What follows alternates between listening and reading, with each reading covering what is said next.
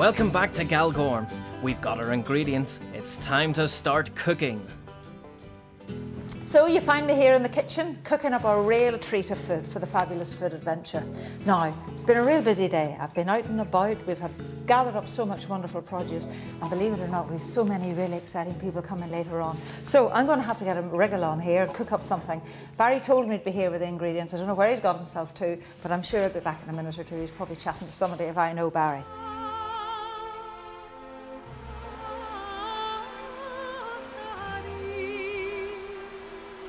So, I wish I could tell you I caught these trout, but I didn't. But Wesley dropped them in for me. So that's what we're going to use first of all, and we're going to make a real nice simple trout tart. Now you'll need about 3 altogether. Chop it up into nice sort of chunky pieces like that. Don't have to be too exact, don't have to be too precise, and then off we go. What I love about this tart is it's made with phyllo pastry. And you simply go out to the supermarket, you buy it in your freezer compartment, bring it home, you need about 3 or 4 layers, just pop it into your dish, brush it if you want for low fat with a little bit of egg white, a little bit of olive oil, much more low fat than using butter. Trout into the tart, just over the top like that. And I have to say, I'm glad I brought a few ingredients with me. This is a nice local brie cheese that we have here, cut up into chunks. Use as much or as little as you want, but you need about 8 to 10 ounces altogether. Again, up in the garden, we found loads and loads of those lovely scallions. And you know, food doesn't get any fresher than this. Just scatter it over the top and away you go like that. And then again, if you're nice and adventurous, and I found this up in the garden as well, the fennel beginning to grow. Those lovely little fronds of fennel are lovely. If you just take a few of those, chop those up as well, and scatter that over the top, because it works really, really well with fish. Going to put a few sun-dried tomatoes on it, so a little sprinkling of that. You maybe have a jar of those in the cupboard. One other ingredient that I love with fish, and it's this, and it's just cucumber. Scatter that over the top, and then we're ready now for the topping. I'm just going to go with fromage frais. You need about 8 ounces altogether. If you want to use yogurt, if you want to put a bit of double cream in, use whatever you like there. A little bit of egg, and I've just got 4 eggs. A little bit of milk, pinch of paprika, and then just lightly pour it over the top of the tart. And don't worry about the untidy pastry, because that's lovely, because it all crackles around the outside and it'll be nice and golden brown. About 200 degrees centigrade, gas mark 6. Doesn't take any more than about 15 to 20 minutes, so we're off to the oven with this one. Now I know Barry should have been here, and I'm going to start off and get all these things into the oven that are going to take a bit of time to cook. I'm sure he'll turn up at some stage. He's probably busy out there picking all those vegetables. There's no nicer time of the year than the autumn for going out and just picking your own in the hedgerows. You know, it's there free for the taking and the picking. There's apples, there's blackberries, there's rose hips, there's the elderberries. Well, I'm going to use the most common of them all, the apples and the blackberries that are just my childhood favourites. And I'm going to make an upside down apple crumble cake. This one starts off in a pan. You need a couple of ounces of butter and a couple of ounces of castor sugar. Just mix them round for a moment or two, and then just leave it to cook until this turns into a real nice toffee. Right, let's leave that one to cook. I'm going to make some pastry. Real nice easy pastry. About 4 ounces of butter, just leave it to soften. A couple of ounces of castor sugar, and you can cut down on that if you like. Pinch of cinnamon, love cinnamon and blackberry with apples. About 8 ounces of plain flour, and you don't even need to sieve that. And a couple of ounces of ground almonds. And rather than making sort of pastry here, I'm sort of making a pastry crumble, so it's a bit of a combination of the two of these. Just mixing it all together, you'll find this is going to start and become really nice and sticky with you in no time at all. Now, this is nearly there. Just look at that lovely sort of golden-y colour that it's gone. That's exactly what I want. So we'll just leave it there for a moment or two, just to let it cool down slightly. Take your apples, all those lovely apples up in the garden. Just peel them, cord them, cut them into nice sort of lovely big chunks, into nice big quarters. And into the toffee, plenty of apples over the top. I'm going to just take a few of the blackberries. I'm just going to put about 4 ounces of those. I'm going to take another pinch of cinnamon. I'm going to scatter a little bit over the top. Doesn't need any more sugar. There's enough sugar on the bottom with that. And then I'm just going to take this lovely crumbly mixture here. Pat this down. And then again into the oven to cook at about 375 degrees Fahrenheit. That's about gas mark 5. Doesn't take very long. It takes about 20 minutes to cook. Anything else, Mr. McGuigan? Yeah, you wouldn't give Jenny a hand in the kitchen? Now this Bramley apple and cranberry chutney of Virginia's is just fabulous. But you know, I think they've got wind that we're supposed to be cooking up here and there's a party going on. So I need to get a skates on here and cook an awful lot more. So what I've done is I've taken lots of those lovely windfall apples in the garden, lots of seasonal ingredients, and I'm going to show you another chutney because we're going to need lots of these sorts of dishes here. So in with about 5 apples, and I'm just going to use a roasting dish for this one. Everything here really goes in together. Cut them up into chunks, and if you like, you can put a little bit of lemon juice over the top of them. An onion, either a red onion or a white onion, whichever one you want to use. So just scatter that over the top as well. Now this is one ingredient that I just love, and this is fennel. Fabulous flavour, lovely sort of faint aniseedy flavour, really, really good. And this will work a treat with the pig. Love the flavour of aniseed and fennel with pork.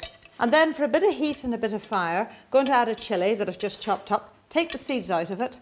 And of course, ginger's great for digestion, so we put a wee bit of that in there as well. Give those a good mix round, and I haven't done yet because there's still lots more things in the garden. You can add a few plums to it. Again, lovely plum trees out there. So we've got about 6 or 7 plums popping in. As well as that, I'm going to add some demerara sugar to it. And I've got about 8 ounces of sugar. And then these little interesting ingredients are just dried fruit. You need about 1/4 to half a pint of vinegar. I'm using cider vinegar, and it's great. It's good for the digestion. And about half a pint of apple juice. And then just give it a real good stir round. You can almost sort of see this starting to come together. But there's one other ingredient that I think is fabulous in a chutney like this, and that's a whole combination of spices. Now the ones that I've got here are some that you may have in your kitchen. This one, which is coriander, those lovely little seeds. The other ones are the little fennel seeds that come from fennel. And then this rather unusual one, which is star anise, which has a lovely sort of faint licoricey smell. I just scatter those ones in and then fish them all out at the end. But with these ones, it's a good idea just to crush them slightly, because they'll really release that lovely perfume that they have, and then just scatter over the top of the chutney. Good stir round, and then you can pop this into the oven just as it is for about 20 minutes, and then cover it with foil just to leave it to finish off and get that lovely chutney smell.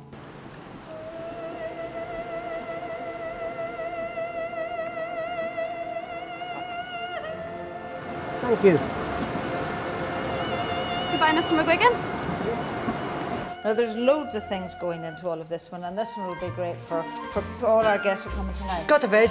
Oh, good for you. Listen, thank goodness you're here, because listen, there's a whole pile coming in a short Right, time, good, so come on lovely. here. We better get our skits on and get on with Okay, those. What have cool. we got? We've got lettuce, we've got red cabbage, we've got sage, we've got everything. Good man, you were busy. Very busy. A busy boy. Very busy. So listen, we need all of those. Listen, there's a wooden spoon for you. Bet you Okay. never were bait with one of those. So, all of these in. Yep. If I put them in, will you stir them? Yeah, Okay. certainly. On the heat from there. Wee bit of garlic.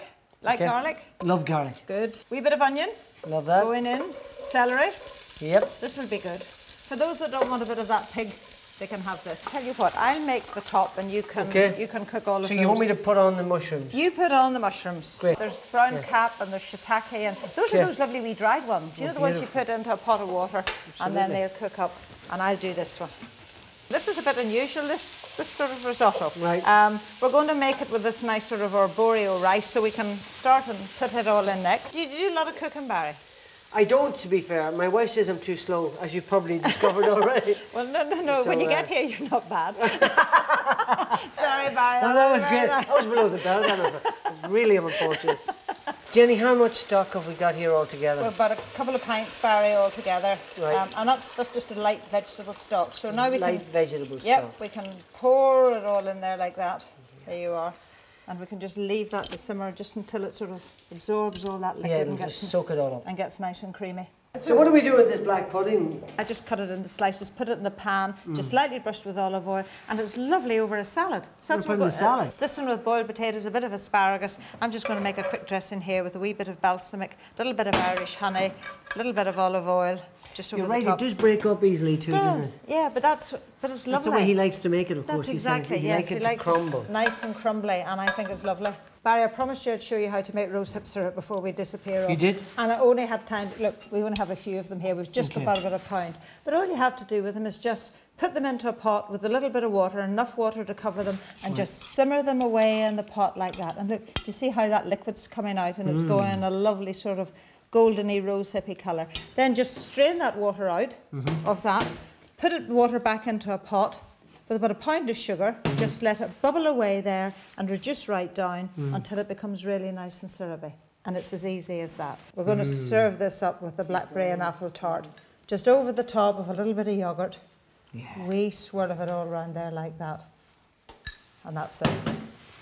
So that's for you. It's for me. Bring it with you. We're off. Okay. Good stuff. Here come the girl, girl, girl, girl. Here come the girl. Welcome here to Galgorm and the fabulous Phantom House. And we have a feast in store for you girls. Yeah, and I think we found some of the best produce that there is in the land. And we've had a real fun time cooking up together, and so it's all now for you to enjoy. So here we go. Great. Enjoy.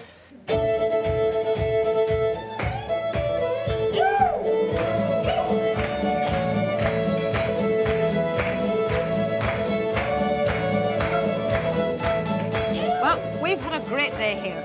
Great company here at the Phantom Room at Galgorm. Fabulous food. Absolutely wonderful. We've enjoyed it. Can't wait to get started on this. Hope you've enjoyed it too. Join us next time. Yeah, we're off to party now. See you soon.